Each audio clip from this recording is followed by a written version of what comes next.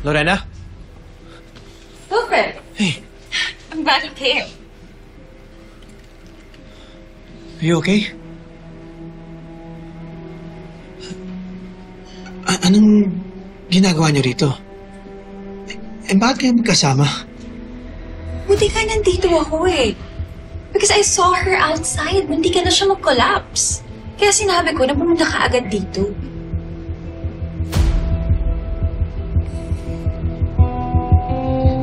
Is that why you look shaken? Nahilo ako kanina eh. Buti na lang nandito si Ronnie.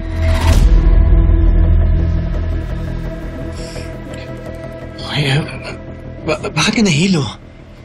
Saka, ano mong ginagawa mo rito? I was supposed to have a meeting with the designers. Okay. Yun nga, ba't ka nahilo? Gusto mo, dumiretso tayo sa ospital? Eh, okay lang. Okay na ako. Thanks to Ronnie.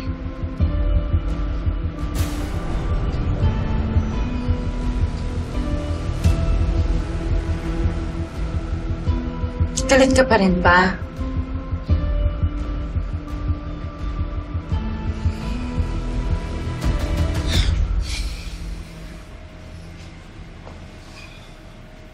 Hey, look.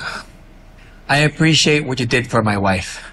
But this changes nothing, Ronnie. Let's go.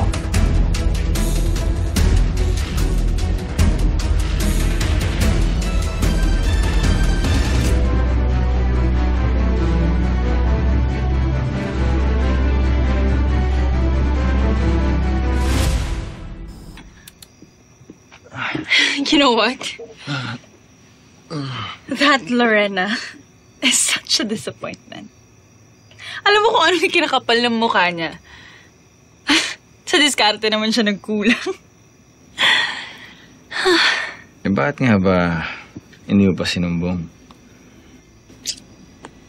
Considering na you strongly believe she's the killer. Because she really is the killer. Eh, bakit nga hindi mo pa sinumbong sa pulis? Bakit pinapatagal mo pa by playing and blackmailing her? Kaibigan mo si Joy, di ba? Hindi ka ba bothered na nasa harap mo mismo yung killer ng kaibigan mo? At malaya pa rin siya? Are we gonna continue to talk about this? Or are we gonna go back to business? Inisip ko lang,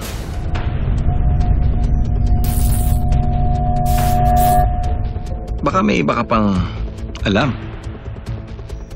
Na maybe you're just letting her be on the loose kasi